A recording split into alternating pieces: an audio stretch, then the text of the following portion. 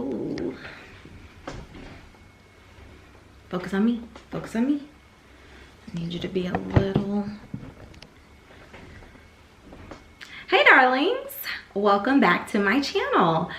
This is a super random video, but I am about 5 minutes away. Where's my phone?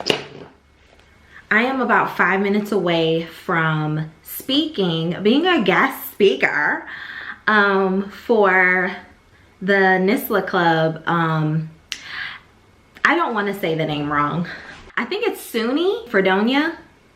They asked me to be, sometimes I'll be yelling and I don't know I'll be yelling. Anyway, I feel like I was loud just then. Anyway, they asked me to speak for their NSSLHA Club. And I was so honored.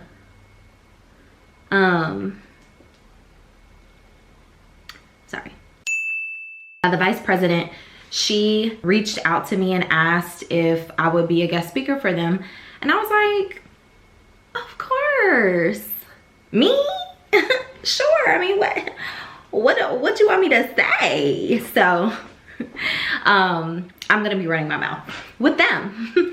So I'm about to get on in about 4 minutes, and they did say that I could record it. I don't know how much of this I have, like how much time I have, but I'm excited. They actually put together some questions for me, so I'm excited about that too, because some of them have started to follow me. Some of their members of the club have started to follow me on social media, and I see it like in their bio and stuff, so it's really cool. It's cool that they're watching, and it's cool that they asked me to come talk to them. So, you know, I'm excited, but I need to queue up this link. Y'all know how I do. Like, I get a little bit nervous before a live. I get a little bit nervous before, you know, anything, honestly. But can we talk about my beat? Okay.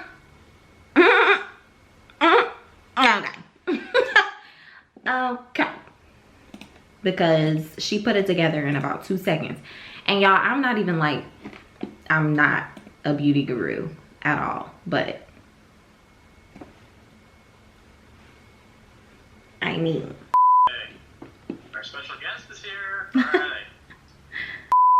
I make videos about our field, about my experiences in our field, about things I learn as I go through this career, and as I continue to learn a lot of different things that I did not know, that they don't teach you in the classroom. And so yeah, I've kind of just been documenting my journey since then. This is my 3rd year in the high school setting, and that's what I've been doing. So a couple of my videos lately have been about high school, like I dropped one today talking about why it's important to be a high school SLP.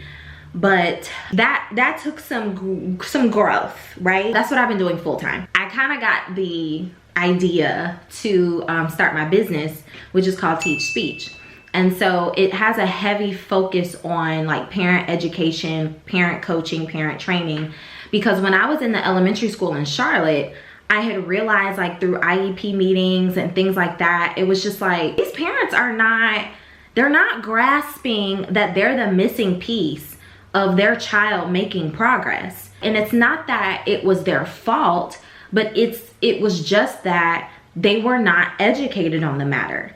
And so it's almost like trying to put you guys in a situation, even in the field, that you have not been trained on, right? So like, it's unfair in a sense, and the one who suffers from that is the child. So I really just decided to like point my private practice into that direction. I decided to create programs and coaching programs and things like that for parents to participate in, so that I can show them how to grow their child's speech and language skills at home. So I do that, and then of course I do have my own clients locally. So that's basically what I do. I think that's basically my story, but you guys are so welcome to ask me pretty much anything. I'm an open book, and I'm gonna tell you the truth. Thank you. You're welcome. So we do have a lot of series of questions. Okay. You just talked about like how there are a lot of things in grad school that you realize that like you were not prepared for, or like no one told you. What's like a couple like main things that you would say that like you weren't expecting, I guess? one of the main things was that like you eat, sleep, and breathe the material. In undergrad, it's like I had such a life. Like, you know what I'm saying? Like your girl was, I'm in a sorority, like I'm, you know, president of gospel choir, like I'm doing all the things. And in grad school, it's like, yeah, but speech.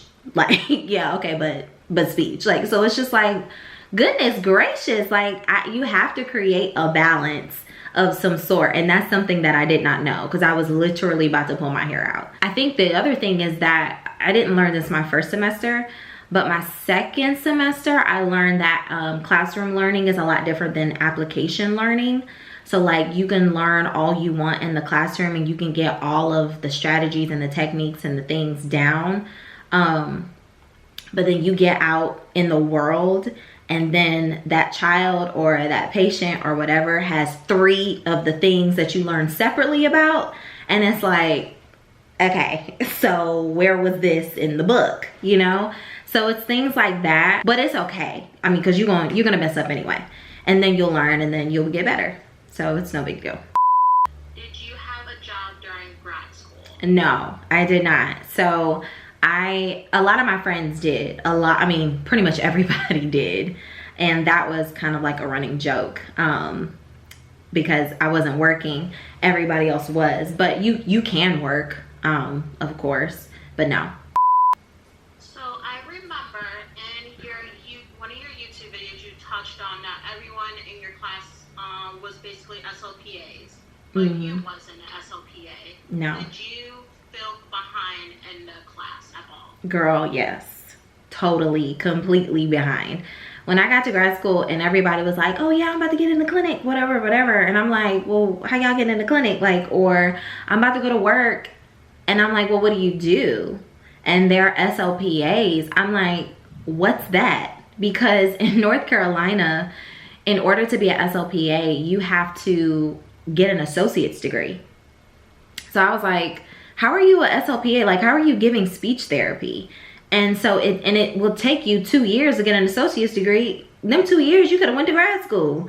So it's like, no, I'm not gonna do that. So it was never an option for me being in North Carolina, but in South Carolina, it was an option. And so because everybody around me was doing it, I was like, wow. And they were very, very good at speech therapy when the time came to be in the clinic. If you don't know, if you haven't looked at any of my YouTube videos, my first speech therapy session in the clinic, hot mess. But there's a video on that, so you can go look at my YouTube channel if you want.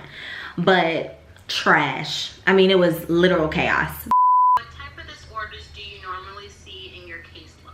For high school, there's a lot of different things. At my high school, there's 2 SLPs that work there. So me and somebody else, right? She sees the like life skills students. So life skills is like they're a little bit more severe. So they're doing like, they're learning how to do laundry, they're cooking things, like they're doing things like that.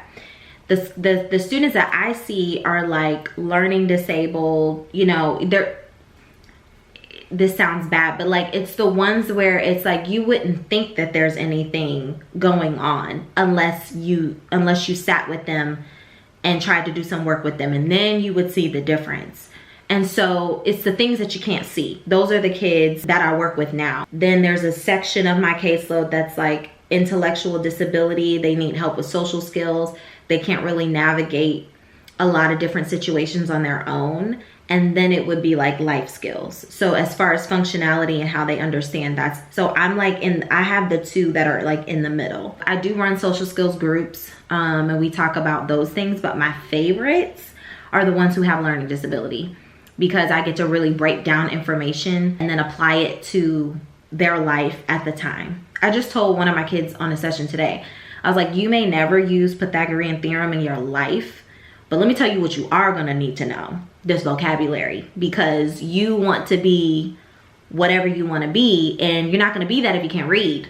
If you want an apartment later and stuff like that, you're gonna have to sign a lease. You may have to sign a contract. You may have to do anything like that. So you can't go through life either not advocating for yourself and saying, hey, I don't know what this means, I need some help, and asking somebody for help, or being able to break down the words and know what the stuff means. So I just try to relate it like to their life and stuff. All right, y'all, I feel like I'm a little greasy. But anyway, it was super, super fun. I think the video cut off, but it was super, super fun talking to the NSSLHA Club members at SUNY, Fredonia. Yeah, I mean, that's pretty much it. That's all this video is. Hopefully this is something that y'all want to watch. I feel like y'all already know the story and some of the stuff that I was saying, but they had some pretty good questions. And shout out to Syntasia. I really hope I said that right. You just told me on Zoom what it was, but my memory, girl. So, but shout out to you for being such a professional, so kind, so sweet. She was like, how would you like me to introduce you? What should I call you? Is there anything? I just want to be professional on my end. I'm like, yes, girl. Yes. You can just call me Casey, but yes. Yes, for being professional. So yeah, super excited to have done that and to have had that opportunity. So if any of you guys who were on the meeting call are watching this, thank you. And shout out to you. If you guys have any NSSLHA clubs you want me to come talk to, if I can, I will. So just reach out. Email me, girl. Other than that, I'll see you guys later. Bye, darlings.